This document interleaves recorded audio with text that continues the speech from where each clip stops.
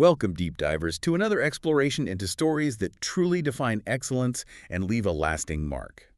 Today, we're plunging into the remarkable world of Hartwick College athletics.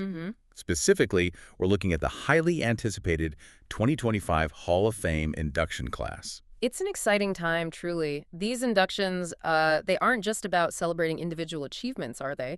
They're really a powerful testament to, the combination of dedication, rigorous training, and the profound, enduring impact these individuals and teams have. Yeah, absolutely. Each legend enshrined kind of offers a window into what it truly means to excel. That's a powerful way to put it. And what's truly fascinating about this year's class, as we've reviewed the sources, is a distinct theme that emerges, a real pool theme, if you will.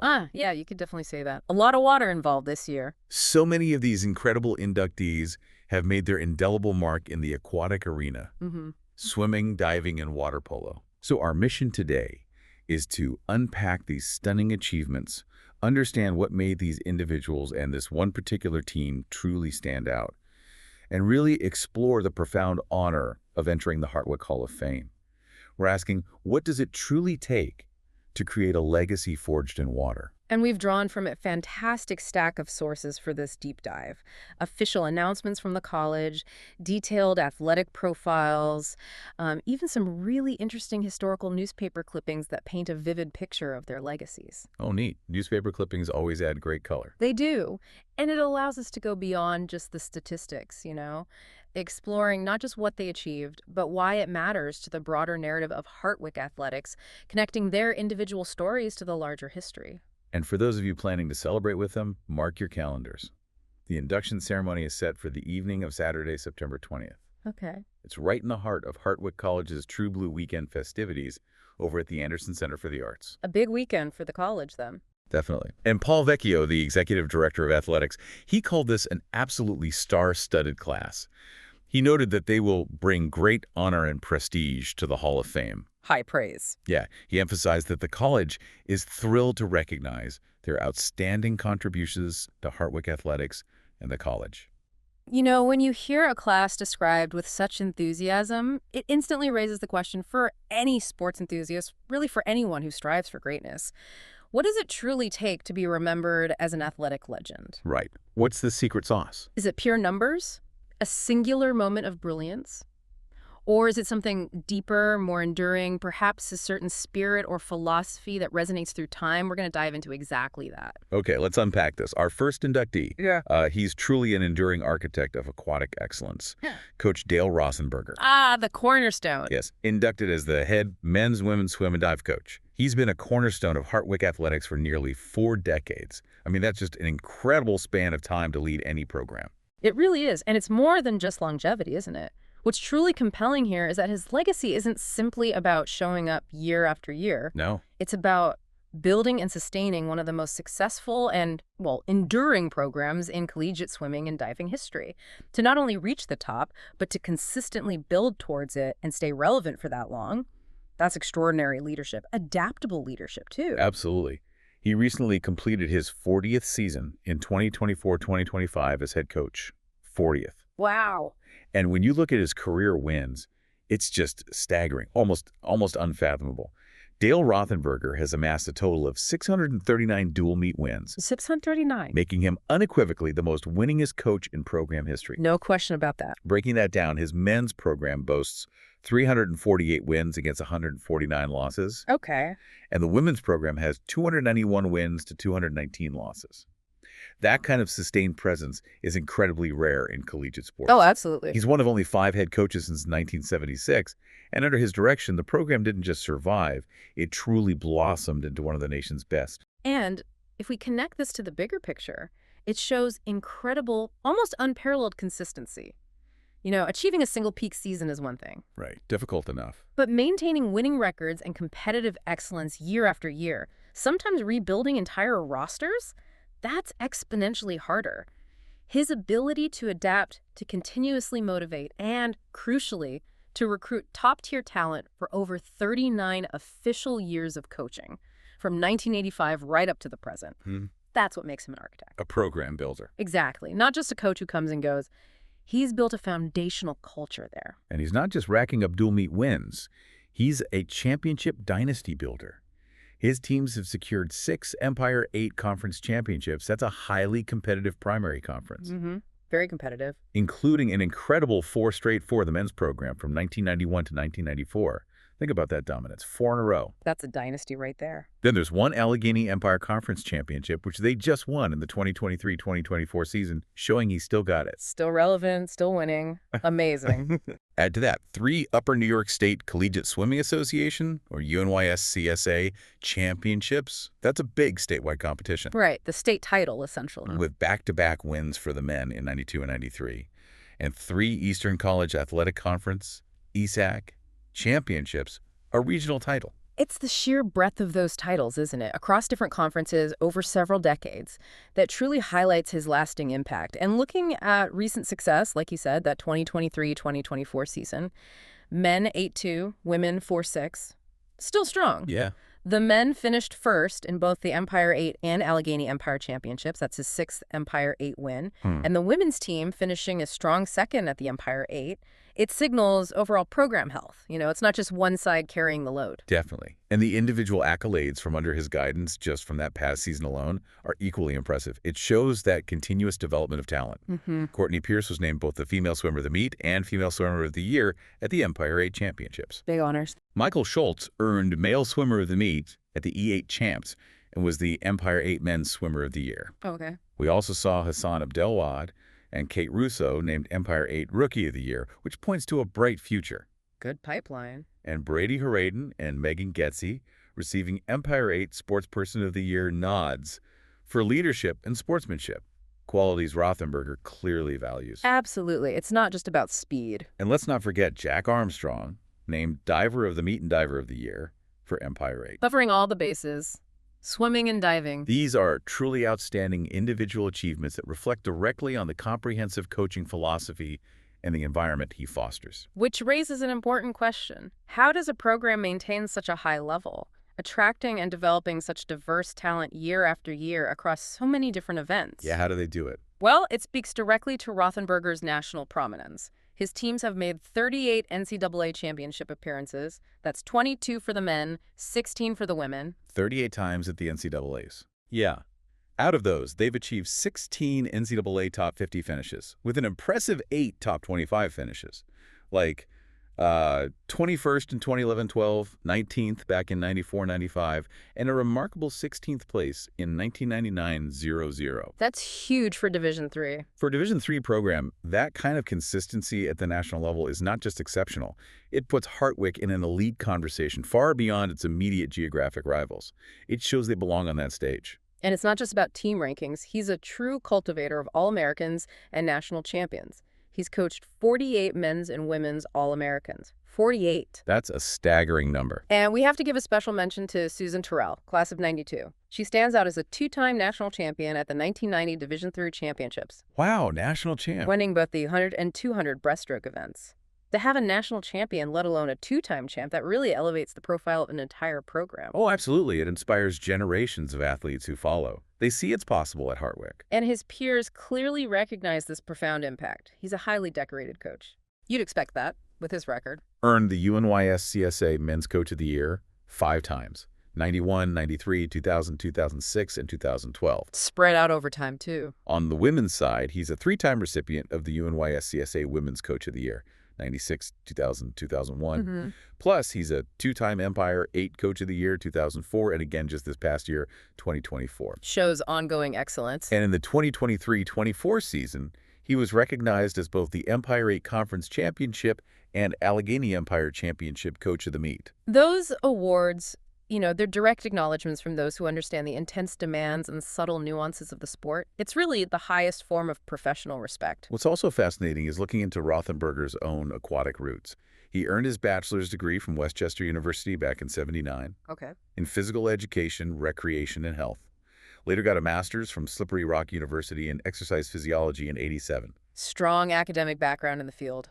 And during his undergraduate days, he wasn't just a swimmer. He was a 4-year letterman in both swimming and water polo at Westchester. Ah, water polo too. Explain some of the later program's strength, maybe? Could be. As a Golden Ram, he was a 4-time NCAA Division II qualifier and a two-time swimming All-American in '78 and '79. So he competed at a very high level himself. Yeah, he even held several Westchester school records when he graduated and was an all-star player and coach in water polo tournaments. So his foundation in the water is absolutely comprehensive. So his expertise is deeply rooted in his own high-level athletic background. He experienced the physical and mental demands of elite competition firsthand. Right. And before coming to Hartwick, he coached U.S. swimming age group teams and high school teams in PA and NY.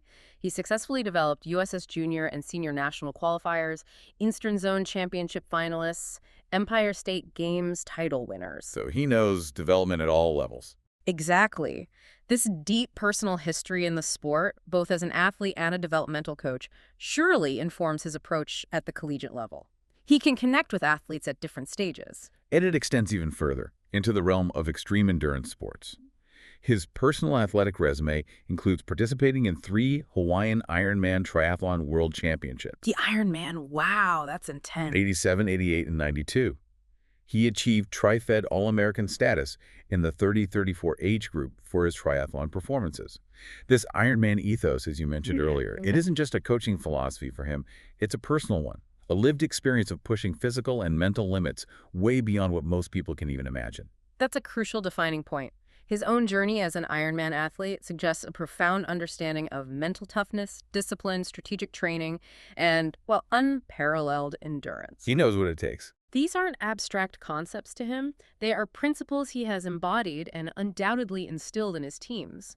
This personal commitment to pushing boundaries, that relentless drive, has to be a huge part of what contributed to his program's consistent success over decades.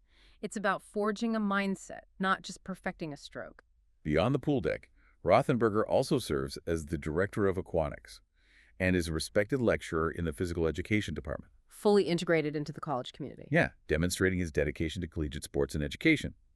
He firmly believes in tradition, stability, success for Hartwick, which clearly guides his work. A fitting motto. And in his spare time, when he's not coaching or training for triathlons, he's apparently quite the grease monkey, enjoys working with cars. Huh.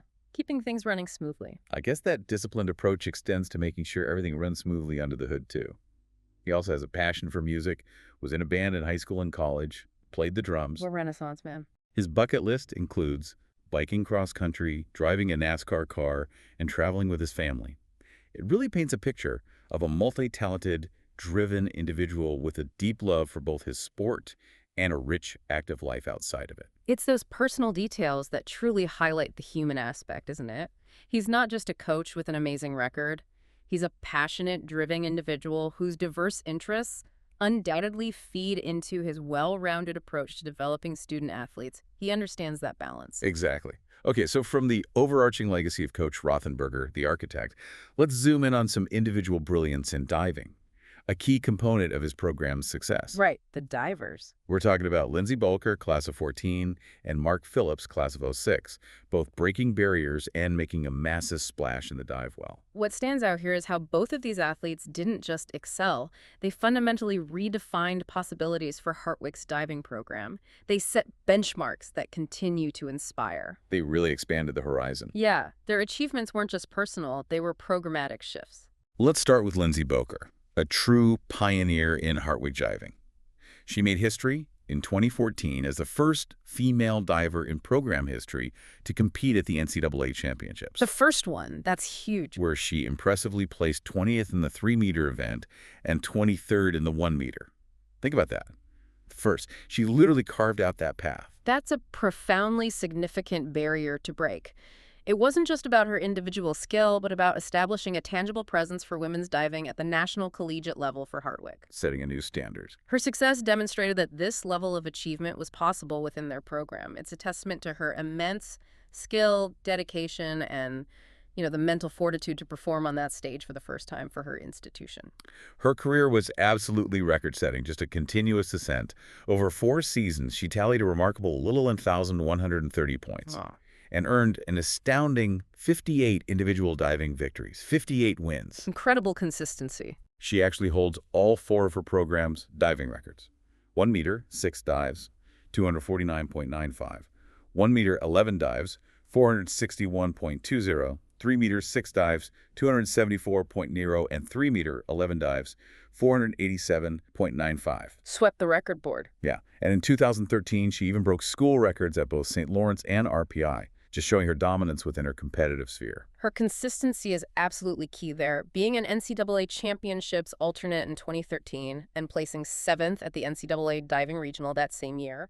It shows that national championship appearance wasn't a fluke. No, it was earned. It was the direct result of sustained high-level performance and continuous improvement. She was consistently performing at an elite level year after year. And her contributions weren't just individual either. She helped lead the team to a combined 44-19 record over her 4 seasons. Contributing to team success, too. Including top finishes in the Empire 8 and the NYSWCAA, and a 39th place team finish at the NCAA level in 2012-13. Before Hartwick, she even won a state title with Inglemoor High School's Vikings in 2008. Wow, winning background. All while maintaining an impressive academic record as a nursing major. Truly a well-rounded, dedicated student-athlete. Definitely the ideal. Now let's turn to Mark Phillips, class of '06, another diving trailblazer whose impact was equally profound. Right, another key figure. He was the first diver in program history to qualify for the NCAA championships in both the 1 meter and 3 meter events. Both boards at nationals. That's tough. That dual qualification is a distinct achievement. It highlights his versatility and mastery across different heights and complexities of dives. And his excellence was recognized repeatedly. He was a 3-time honorable mention All-American in 3-meter diving from 2003 to 2006. 3 times All-American. Consistent excellence. Like Balker, he left his mark all over the Hartwick record books. Holds program records in 3-meter diving, 6 dives, 307.15, and 3-meter diving, 11 dives, 460.25. Still holding records. He also ranks 3rd all-time in 1 meter, 11 dives, Yeah. 435.40, and 1 meter, 6 dives, 289.35. These are benchmarks that still stand. His consistent high-level performance culminated in second-team all-conference honors in 3 meter at the 2005-06 Empire 8 Conference Championships during his senior season. Shows he was performing at the top of his game throughout his collegiate career. And his impact on the team was also significant, extending far beyond his individual points. During his career, Hartwick posted a 32-18 team record. Solid record. Which included a state championship and a 30th place NCAA finish in 2005-06, along with top 50 national finishes in the prior 2 seasons. He genuinely helped elevate the program to national recognition. So, connecting these 2 diving legacies, both Boker and Phillips undeniably redefine what was possible for Hartwick diving. They set new benchmarks, brought national recognition. Trailblazers. Exactly. What it means for a diver to truly trailblaze is not just achieving personal bests, but carving a new path, being the first in significant ways, and opening doors, setting new expectations for those who follow. The records weren't just numbers. No, they were statements of capability and inspiration. They were pioneers, illustrating the profound influence individual excellence can have on an entire program's trajectory. From the precision and individual artistry of diving, we now plunge into the intense, team-oriented, strategic world of water polo, celebrating another aquatic legend, Olivia Colborn, class of '07. Ah, the water polo standout, keeping with our pool theme. Exactly. She's being inducted as a standout collegiate goalkeeper and international competitor. Her story adds another fascinating layer here. Her career is really marked by that compelling combination you don't always see. Consistent dominance in the pool, matched by exceptional academic excellence. The true student-athlete. Absolutely. She embodied the balance and dedication required on both fronts. She certainly piled up the accolades. Colborn was a 3-time all-conference selection. CWPA Northern Division First Team in '06 and '07, Second Team in '05. CWPA honors are significant in water polo. Definitely. But it wasn't just athletic prowess. She was named to the AWPCA All-Academic Team in both '06 and '07. Shows her dedication in the classroom matched her effort in the pool. That's impressive balance. She also earned Eastern Championship's second-team recognition in 2007. Her impact extended directly to Hartwick's national team success, too. They became a force to be reckoned with during her time. Right. She was a key contributor, helping lead the team to an impressive overall 88-30 record over her 3 seasons. 88 wins. Yeah. Including back-to-back CWPA Eastern titles, dominant achievement, and top 6 finishes at the NCAA championships. 6th in 2006, even better, 5th in 2007. Competing at the highest level. And she helped secure the CWPA North title in 2005. These results speak volumes about her role in a program that was consistently competing nationally. And when you look at the record books, Colborn remains one of the most accomplished goalkeepers in program history. She holds the Hartwick record for most career keeper steals with an incredible 205. Steals from a goalie, 205? That's unusual and amazing. Isn't it? Shows her active involvement in breaking up plays. And get this, she also holds the Hartwick record for most season assists with 49. Assists from the goalie position, 49 in a season. Yeah, it showcases her offensive contribution directly from the net. It's rare to see a goalkeeper so profoundly involved in both stopping and initiating play. That's a fascinating and incredibly insightful detail. For a goalkeeper to hold records for career steals and season assists, it highlights her active strategic role. She wasn't just reacting defensively. Like a quarterback back there. Exactly, almost like a quarterback. Suggests a complete understanding of the game, exceptional vision. She was directing the defense and immediately transitioning to offense, turning stops into scoring opportunities. A true force multiplier. Absolutely. Beyond those groundbreaking records, she ranks third all-time in career saves with 799. Still a top shot stopper, too. And in single-season saves, she finished 7th with 285 in 07 and 9th with 260 in 05. Plus, her 205 career steals also rank her 7th amongst all players, not just goalies, in career steals. Wow. Emphasizes her active, aggressive role. She commanded the defensive half of the pool. Definitely, not just the goal mouth. And her international recognition further underscores her elite skill set. As a native of Auckland, New Zealand. Right, she wasn't local. She represented her country on the national team, competing at the 2007 World Aquatics Championships in Melbourne, Australia. The World Championships, that's a huge stage. A truly global stage. Testament to her talent transcending collegiate play, placing her among the best in the world. It's rare for a collegiate athlete, especially DI level often, to achieve that level of international competition while playing. Although Hartwick water polo often competed against DI teams. The significance here is profound. What does it mean for a goalkeeper to be not just a shot stopper, but a record setter in steals and assists, truly commanding the game? It shows a player who didn't just protect the net, but actively shaped the flow and outcome of the game end to end. Her presence was dominant, strategically vital, and internationally recognized. A testament to multifaceted excellence. A true game changer, like you said. Yeah.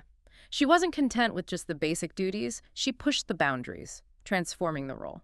Okay, now shifting from individual brilliance to collective historical achievement. Let's dive into a truly legendary team. The team induction. Always special. One whose legacy continues to ripple through Hartwick athletics. The 1991-1992 men's swim and dive team.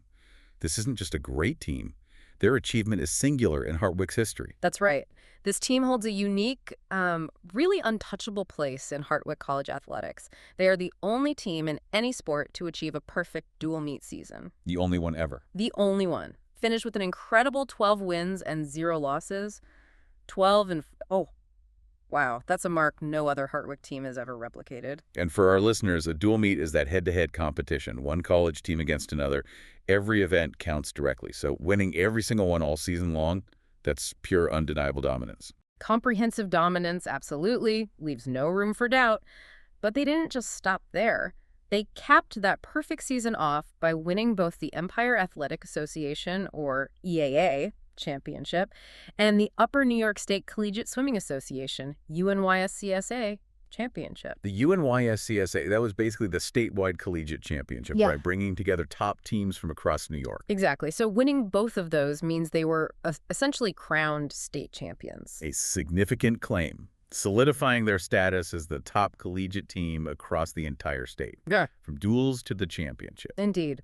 And if we connect this to the bigger picture, this perfect season wasn't just an isolated peak. It was part of an even larger, unprecedented winning streak. Oh, yeah. Reports from back then show this team hadn't lost a single meet since their very first one in 1990. They became this unstoppable force, adding up to an incredible 29 new streak over 3 years. 29 and... Oh, that's the longest win streak in Hartwick history. Yeah, it is. Unequivocally, the longest win streak in Hartwick history. And that statistic, it speaks volumes about sustained excellence. It wasn't just one great year. It was a program operating at an elite, relentless level for an extended period. Programmatic depth, mental fortitude. Okay, so this is where it gets really interesting. How do you go from a 2-9 record the season before, with only 6 swimmers on the team, Just 6 swimmers, yeah. to an undefeated 12-0 season with a robust 21-man squad? What, in your opinion, was the single biggest factor in that monumental transformation under Coach Dale Rothenberger? He was the coach the year before, right? He was indeed, and the sources reveal it wasn't just about adding more swimmers, though that certainly helped. The transformation was profound, driven fundamentally by what was described as Coach Rothenberger's Iron Man ethos. The Iron Man ethos again. We know he's an Iron Man triathlete, but how did that personal philosophy translate into such a dramatic coaching success here? Well, he fundamentally rebuilt the program from the ground up. It sounds like he really emphasized mental toughness, pushing past perceived limits alongside rigorous, targeted conditioning. Okay. He introduced what was called synergistic training, which means weaving everyone together, regardless of their individual event, creating a cohesive, mutually supportive unit. Not just focusing on the stars. Exactly. It wasn't just about finding a couple of stars. It was about elevating the collective power of the entire team, making every swimmer and diver feel integral to the success. So building this unbreakable team identity. A really strong, well-trained unit that could just overwhelm opponents physically and, I guess, psychologically, too. Precisely. That sounds like a strategy that would resonate deeply with an Ironman competitor, doesn't it? It really does. That's the hallmark of exceptional program building. He didn't just recruit talent, he cultivated a culture of relentless determination and shared purpose. That mindset, derived from his own grueling experiences, equipped his athletes to push their physical limits and develop an unwavering mental resilience that intimidated opponents. So they achieved total state dominance, undefeated season, multiple championships. But there's always the national question, right? How did they do at the NCAAs? That's often the ultimate benchmark. Right, always a key point of comparison. They finished 57th at the Division III championships in 1992. 57th, which, on the surface, maybe doesn't sound quite as dominant as their perfect season and state titles. Feels like a disconnect. Correct. And this is where the nuance of greatness truly comes in, especially when you're discussing a Hall of Fame induction.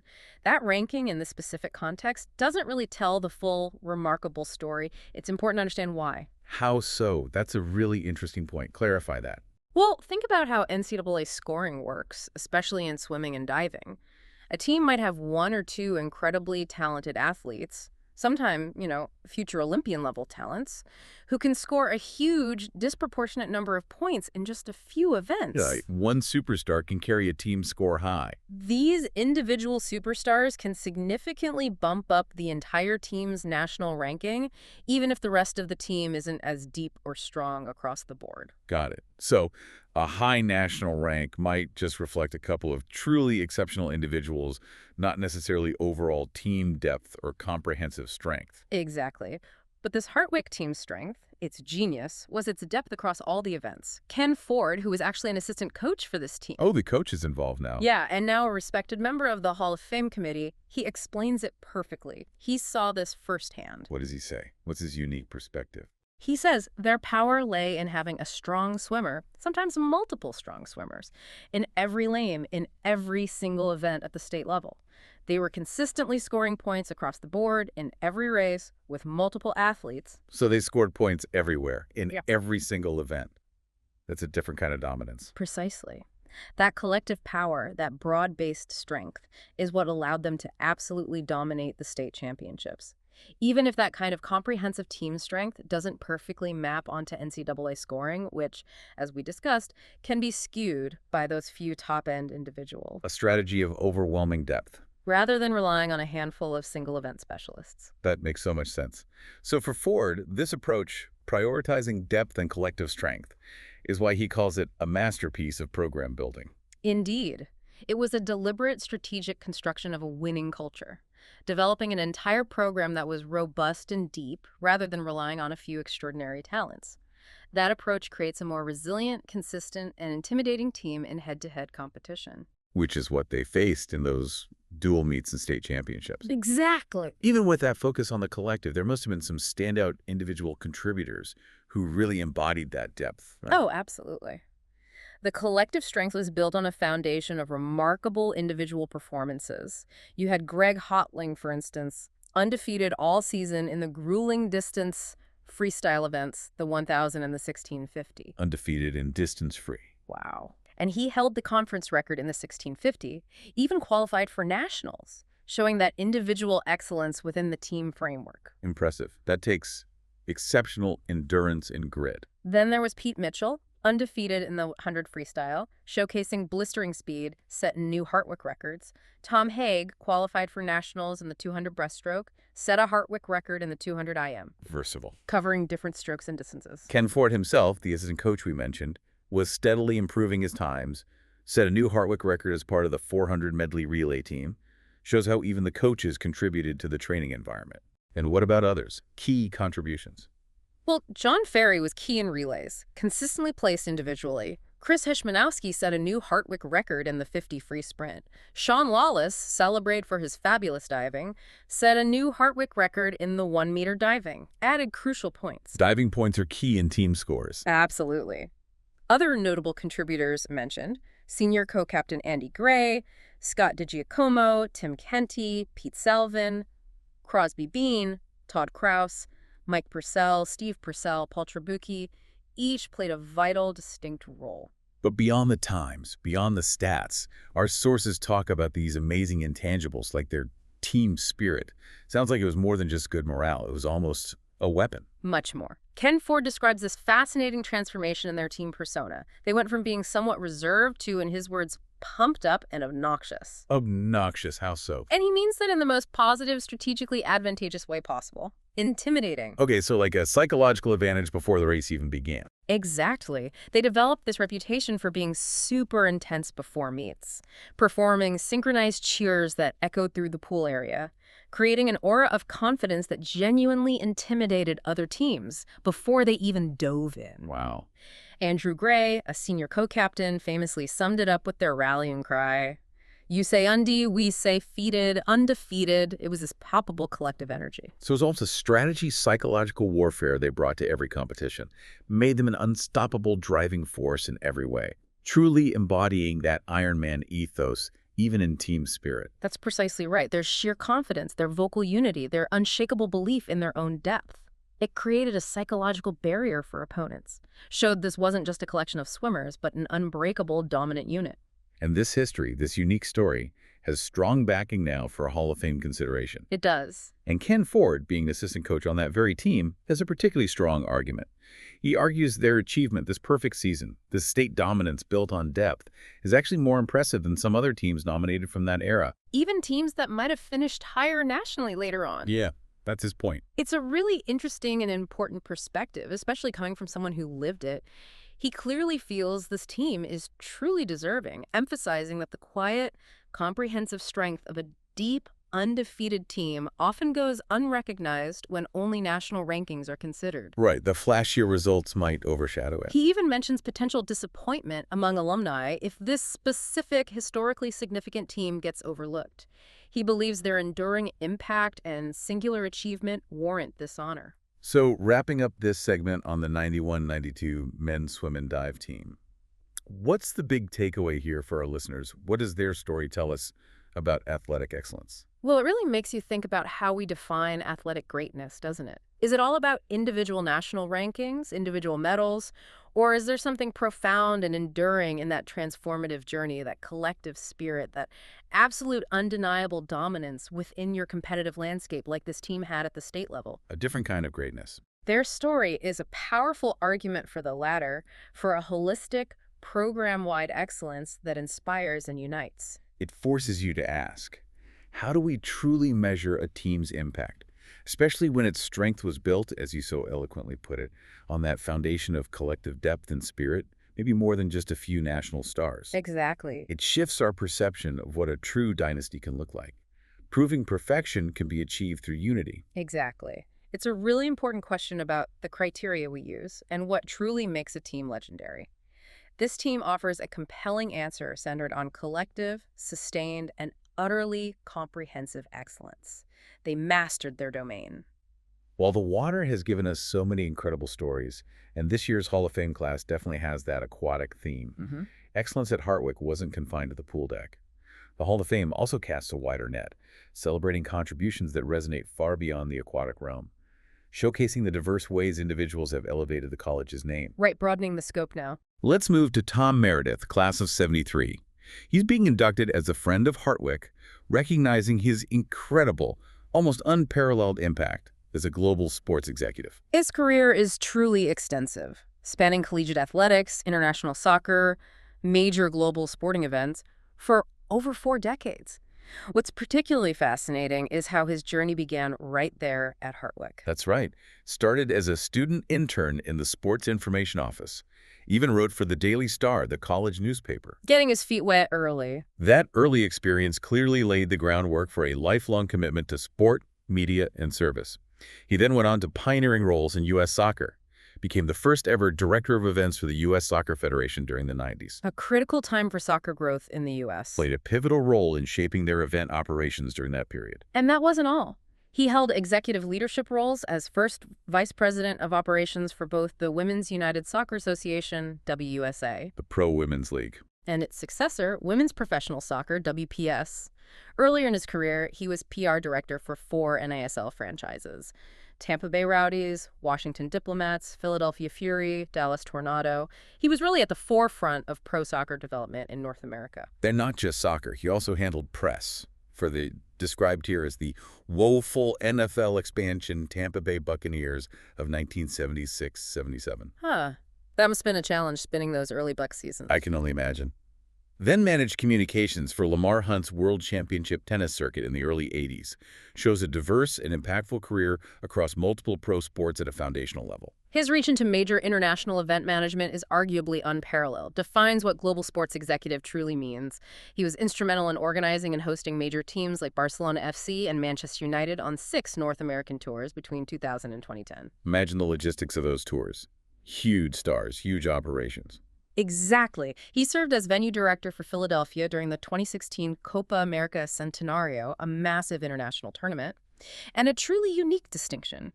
He was the last American to host the Iranian national team tour in 2000, navigating complex international relations within the sporting context. Wow, okay, here's where it gets really interesting and underscores his singular impact. Tom Meredith is believed to be the only individual to have worked at 3 Summer Olympic Games, LA 84, Seoul 88, Atlanta 96, 3 Olympics, and all U.S.-hosted FIFA World Cups, Men's 94, Women's 99, and 03. all of them. Olympics and World Cups hosted here. All of them. Think of the scale, the pressure, the global attention on those events.